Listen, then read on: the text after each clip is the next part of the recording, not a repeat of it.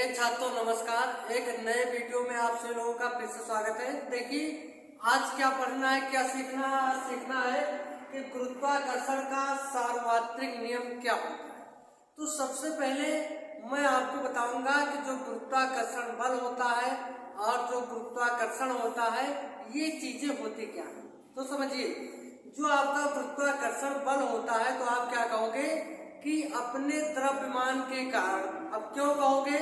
क्योंकि जो गुरुत्वाकर्षण बल होता है वो द्रव्यमान के माध्यम पर क्या करता है, निर्भर करता है। देखिए जो गुरुत्वाकर्षण बल होता है वो द्रव्यमान पर क्या करता है, निर्भर करता है।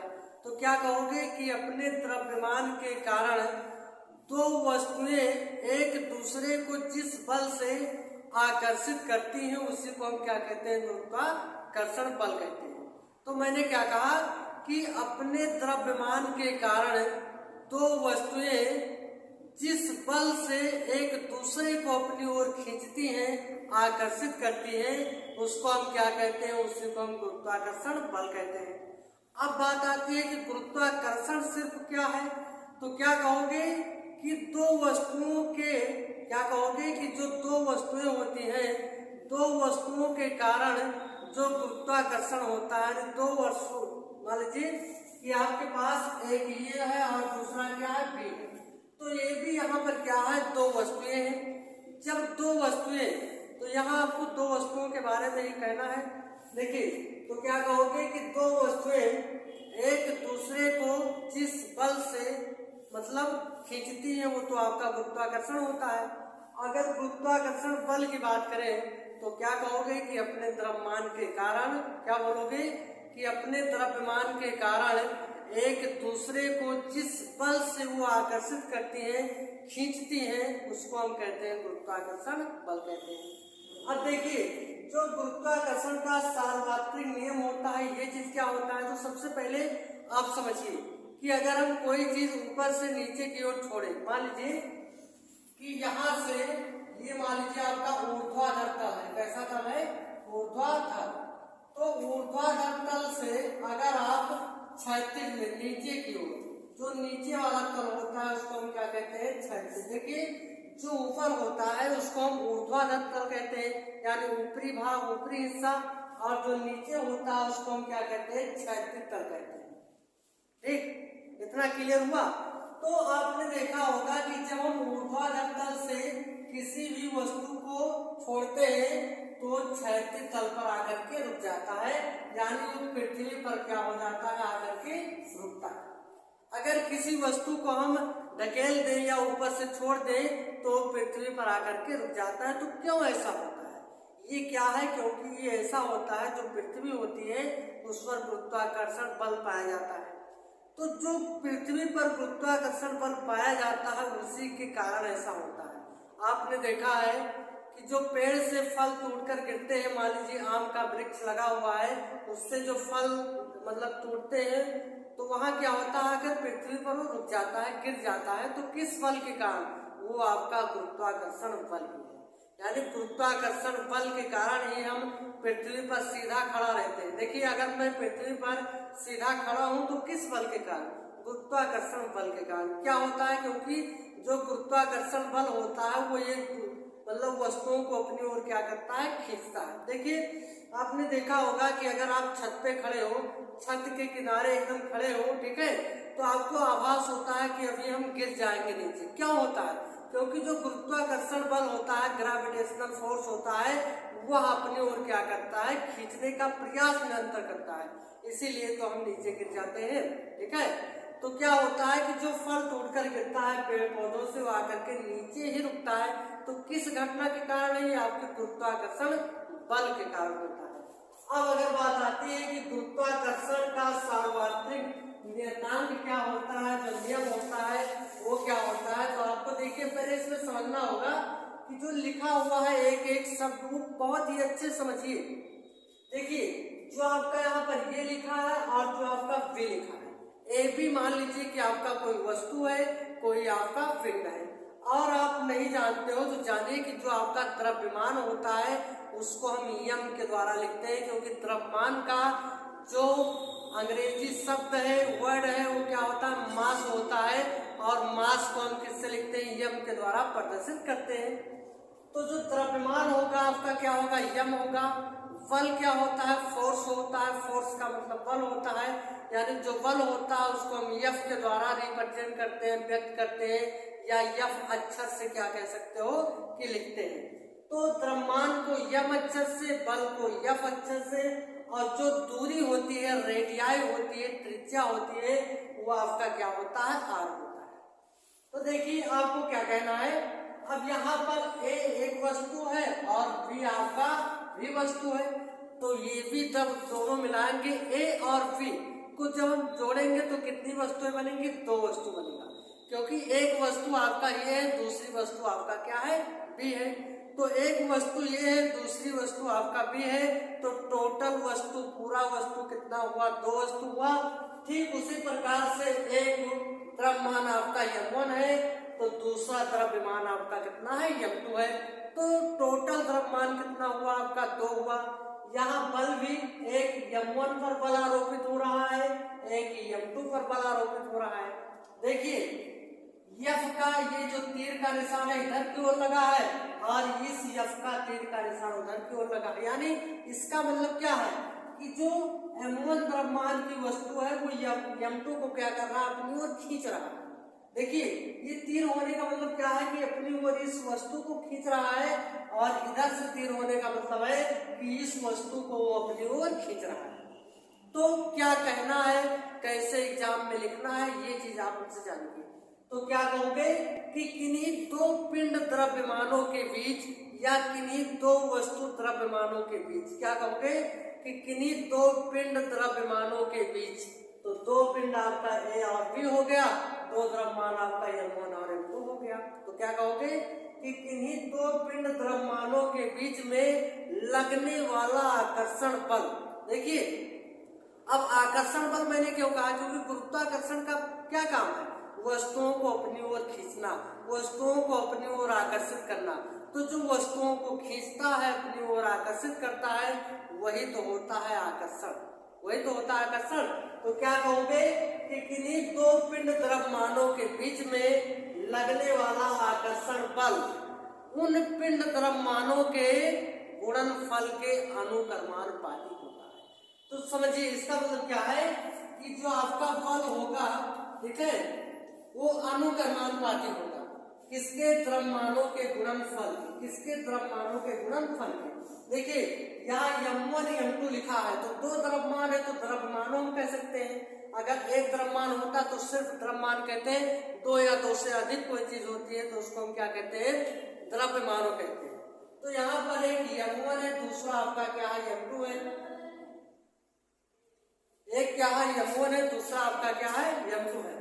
तो जब m1 और m2 है तो क्या कहोगे कि दो पिंड द्रव्यमानों के बीच में, कितने पिंड, दो पिंड द्रव्यमानों के बीच में। तो एक आपका m1 है, दूसरा आपका m2 है। देखिए यहाँ m1 और m2 के बीच में गुणा का निशान लगा है, तो गुणा का निशान का मतलब क्या है कि इसको हम क्या कहते हैं, गुणनफल कहते हैं। क्या कहते हैं, गुणनफल कहते हैं। तो क्या कहोगे कि जो द्रव्यमानों का गुणनफल होता है वो बल के क्या होता है, अनुक्रमानुपाती होता है, समानुपाती होता है, या फिर आप परपोर्शनल कह सकते हो। क्या कह सकते हो, परपोर्शनल। देखिए ये जो आपका निशान है, कौन सा, ये जो आपका निशान है, इसको हम क्या कहते हैं, समानुपाती कहते हैं। क्या कहते हैं, समानुपाती भी कहते हैं, या फिर इसको हम अनुक्रमानुपाती भी कहते हैं। क्या कहते हैं, अनुक्रमानुपाती भी कहते हैं, और अंग्रेजी भाषा में इसको हम परपोर्शनल कहते हैं। ठीक है, क्या कहते हैं, परपोर्शनल। तो ये तो समानुपाती या अनुक्रमानुपाती हो गया। तो हमने क्या बोला कि आपको क्या कहना है कि किन्हीं दो पिंड द्रव्यमानों के बीच में लगने वाला आकर्षण बल दोनों द्रव्यमानों के गुणनफल के, तो दोनों द्रव्यमानों के गुणनफल के अनुक्रमानुपाती होता है। और क्या होता है, जो बीच में आप दूरी देख रहे हो इसके वर्ग के व्युत्क्रमानुपाती होता है। तो व्युत्क्रमानुपाती जब कहा जाएगा तो दूरी कहाँ आ जाएगी, बटे में आ जाएगी, दूरी भाग करने लगेगी, तभी तो व्युत्क्रमानुपाती। देखिए व्युत्क्रमानुपाती का मतलब है कि 1/, क्या है 1/, और वर्ग कहा गया है तो इसका क्या लिखोगे, स्क्वायर लिख दोगे। तो यहाँ क्या हो जाएगा r का स्क्वायर। यानी अगर ये सूत्र आप याद रखते हो तो आपको समझ लीजिए कि इसका डिफिनेशन भी याद है।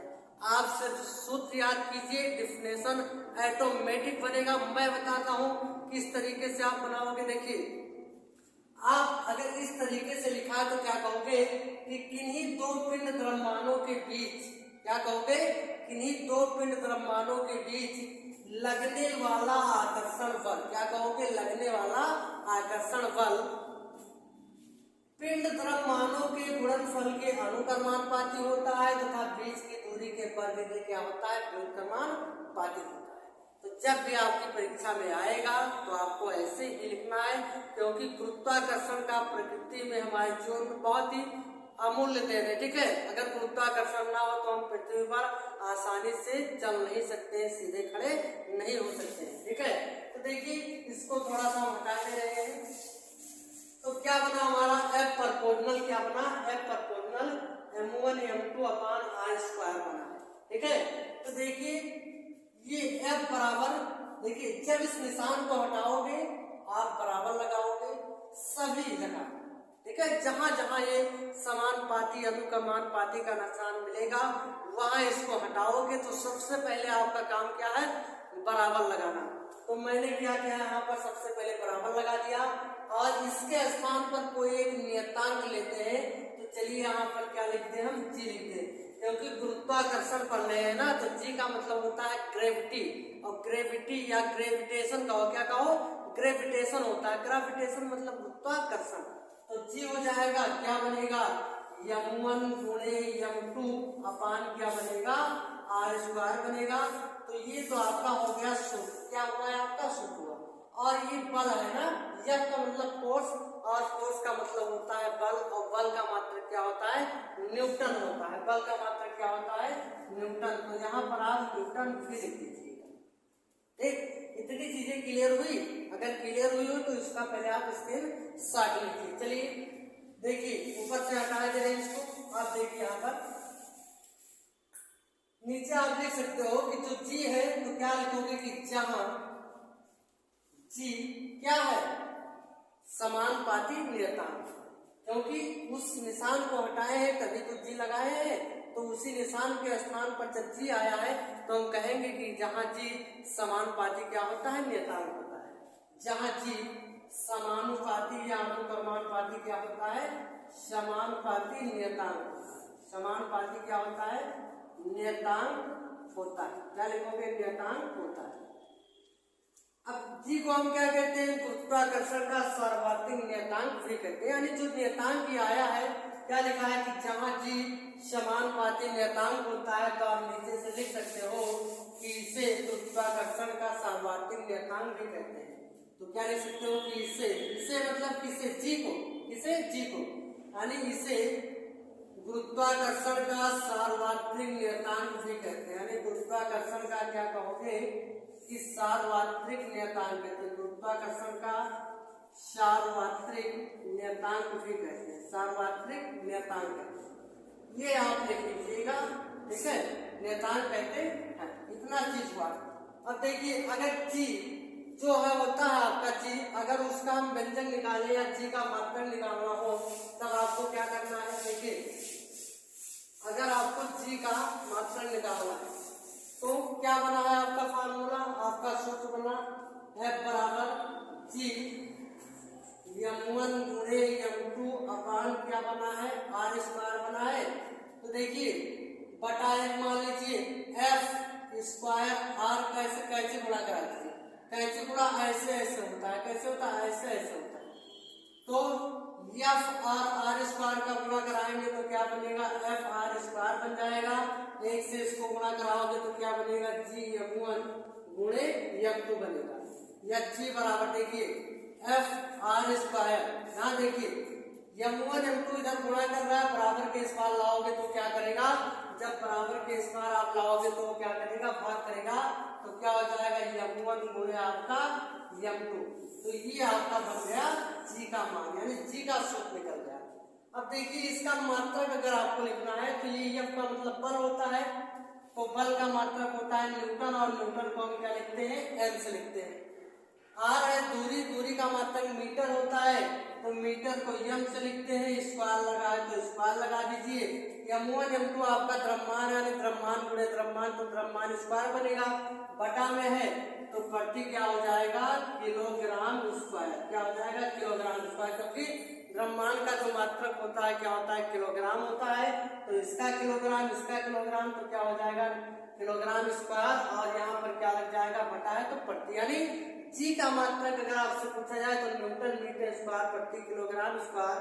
और जो जी का मान प्लेट पे आता है, देखिए अगर पूछा जाए कि कैपिटल जी का मान क्या होता है, तो कैपिटल जी का मान होता है 6.67 गुणे 10 की पावर माइनस कितना 11 होता है, और किसमें होता है, न्यूटन मीटर स्क्वायर प्रति किलोग्राम स्क्वायर, ये आपका होता है।